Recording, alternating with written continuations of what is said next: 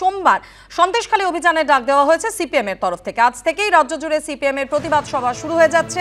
3 দিন ধরে 11টি জায়গায় সভা করবে সিপিএম। আজ ফুলবাড়ি এবং লাউহাটিতে সভা। আগামীকাল রাজ্যের 7টি জায়গায় সভা করবে সিপিএম এবং সোমবার সন্দেশখালী অভিযান। একই সঙ্গে সভা মেখলিগঞ্জেও।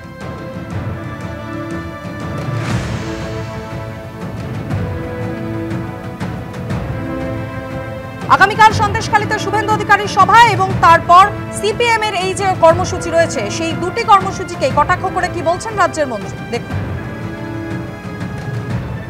মানুষের অ্যাটেনশন থাকবে ব্রিগেড, মানুষের অ্যাটেনশন থাকবে মমতা ব্যানার্জি।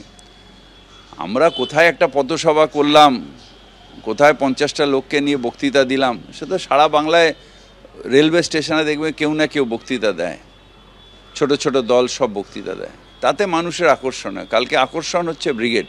আগামীকাল ব্রিগেডের তৃণমূলের জনগর্জন সভার দিনই সন্দেশখালীতে কর্মসূচি রয়েছে শুভেন্দু অধিকারীর। হাইকোর্টের নির্দেশে আগামীকাল নেজাটের দক্ষিণ আকড়াতলায় সভা করবে বিজেপি, যার প্রধান বক্তা থাকবেন শুভেন্দু অধিকারী। সমীরণ পাল আমাদের প্রতিনিধি সরাসরি আমাদের সঙ্গে রয়েছেন। সমীরণ, হাইকোর্টের নির্দেশের পর বঙ্গ বিজেপি এই সভা করার জন্য কতটা প্রস্তুত, কি ছবি দেখতে পাচ্ছ আকড়াতলায়?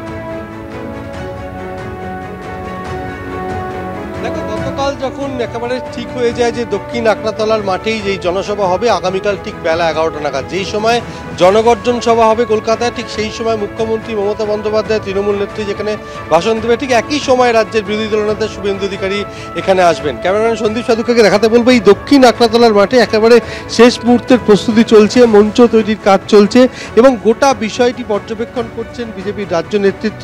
আগামীকাল বেলা 11টার সময় এখানে সভা রয়েছে। সন্দেশখালী 1 নম্বর ব্লকের অন্তর্গত এই দক্ষিণ আকড়াতলা এবং শেখ শাহজাহান গ্রেপ্তার হওয়ার পর এই বিরোধী দলগুলির মধ্যে এই সবথেকে বড় একটা জনসভা কালকে অনুষ্ঠিত হতে চলেছে এবং সেই জনসভায় সন্দেশখালী 1 এবং সন্দেশখালী 2 নম্বর ব্লকের বিজেপি কর্মীরা আসবেন এবং মহিলারা আসবেন এবং তাদের জন্য ব্যবস্থা করা হচ্ছে এবং আগামীকাল এই সভা রয়েছে। কথা বলে নেব বিজেপির রাজ্য নেতৃত্বের সঙ্গে।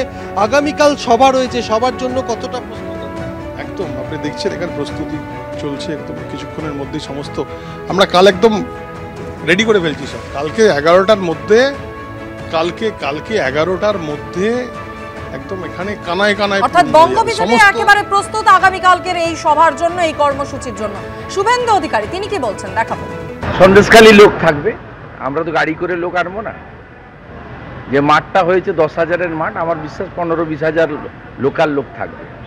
নৌকা করে, বোট করে, টোটো করে, অটো করে, মেশিন ভ্যানে, কোনো বাস তো আমরা পাবো না, কারণ ব্রিগেডে কালকে একটা জলসা আছে, ফ্যাশন প্যারেড হবে, র্যাম্প তৈরি হয়েছে। অতএব কালকে আমার ওখানকার সন্দেশখালীর মা বোনেদের সম্বর্ধিত করার জন্য এবং ওদের যে আন্দোলন তার প্রতি আমরা ভারতীয় জনতা পার্টি প্রথম দিন থেকে ছিলাম, কালকেও সমর্থন জানাতে যাচ্ছি। আর বিজেপির অনেক কার্যকর্তা, আমাদের লোকসভার কনভেনার বিকাশ সিং সহ গ্রেপ্তার হয়েছিলেন, জামিন পেয়েছেন, তাদের সম্বর্ধিত করব। 12টার সময় আমাদের সভা আছে। এই সভা হাইকোর্টের নিয়ম মেনে 3টের মধ্যে আমরা শেষ করব। হাইকোর্ট 5টা অবধি করতে বলেছে। কমপ্লিটলি লোকাল লোক নিয়ে সভা হবে, বাইরের লোকজন আনার কোনো ব্যাপার নেই। নেতৃবৃন্দ রাজ্য স্তরে আমি তো যাবই, আমাদের রাজ্য সভাপতি সহ আমাদের অনেক নেতৃবৃন্দ যাদের পক্ষে কাল অ্যাভেলেবল হবেন তারাও সকলে যাবেন। আলাদা করে আমরা ওই জন্য কারোর নাম প্রচার করি।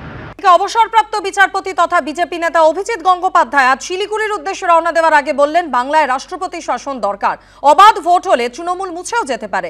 বিজেপির ফল অসম্ভব ভালো হবে বলেও মন্তব্য করেছেন তিনি।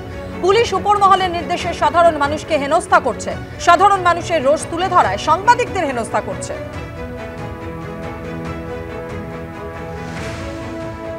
পুলিশ দেখছেন সাধারণ মানুষকে কিভাবে হ্যারাস করছে এবং সেটা উপর মহলের নির্দেশে করছে।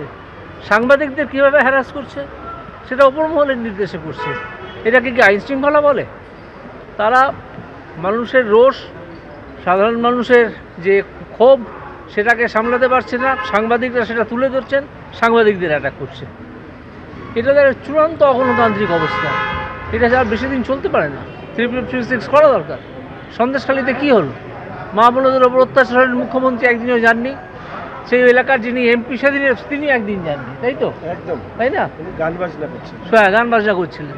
আমার ধারণা নির্বাচন যদি অবাধ হয় এবং রিগিংটাকে যদি আটকানো যায় তাহলে অসম্ভব ভালো রেজাল্ট হবে। তৃণমূল এমনকি মুছেও যেতে পারে। বিচারপতির চেয়ার ছাড়ার দুদিনের মধ্যে যিনি একটা রাজনৈতিক দলের হয়ে গলা ফাটাতে পারেন এবং সামগ্রিকভাবে একটা রাজনৈতিক উদ্দেশ্যে এই যে কথাগুলো বলেছেন যে বাংলা একটা রাজ্য, তাতে আইনগতভাবে রাষ্ট্রপতি শাসন প্রয়োগের নানা আইনবিধি আছে, তিনি নিজেকে বলছেন অবসরপ্রাপ্ত বিচারপতি বা আইনজ্ঞ, তিনি জানেন না আইনগুলো কি, এবং সেই শুভেন্দুর মতন করে এক সুরে কথা বলছেন। চেষ্টা করে দেখুন না যে একটা নির্বাচিত সরকার আছে, সেই নির্বাচিত সরকারকে কাজ করতে না দেওয়ার চেষ্টা তো অভিজিৎ বাবু বিচারপতি চেয়ারে বসে সব থেকে বেশি করেছেন এবং নিরপেক্ষতা দেখাননি। তিনি একটা দলের হয়ে কাজ করছিলেন, আজকে তো সেটা প্রতিষ্ঠিত প্রমাণিত। তাই জন্য আজকে রাজনৈতিক ব্যক্তিত্ব হিসেবে অভিজিৎ গাঙ্গুলি যেটা বলছেন সেটা ওই মুখোশধারী ব্যক্তির আর একটা পরিচয়, যার কোনো প্রয়োগ নেই, গুরুত্ব নেই পশ্চিমবঙ্গে।